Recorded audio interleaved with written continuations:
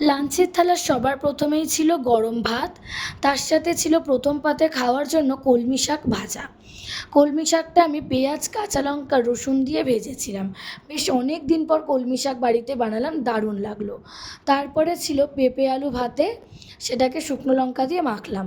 আর তারপরে ছিল সর্ষে শুকনো লঙ্কা ফোড়ন দিয়ে টকের ডাল। আর আজকে স্পেশাল মেনুতে ছিল দুধ শুক্তো। দারুণ স্বাদের ছিল এই দুধ শুক্তোটা। রাঁধুনি ফোড়ন দিয়ে সর্ষে পোস্ত বাটা আর নামানোর সময় ঘিয়ের গন্ধ, শুক্তোর স্বাদটা যেন আরও বেড়ে গেছিলো। আর সবার শেষে ছিল খানিকটা পাঁপড় ভাজা। সব মিলিয়ে এটাই ছিল আজকের লাঞ্চের থালা। প্রত্যেকটা খাবারই ছিল দারুণ স্বাদের আর গরমের জন্য একেবারে উপযুক্ত। আর প্রত্যেক দিন এইভাবে সাজিয়ে গুছিয়ে খাবার খেতে কে না ভালোবাসে বলো তো?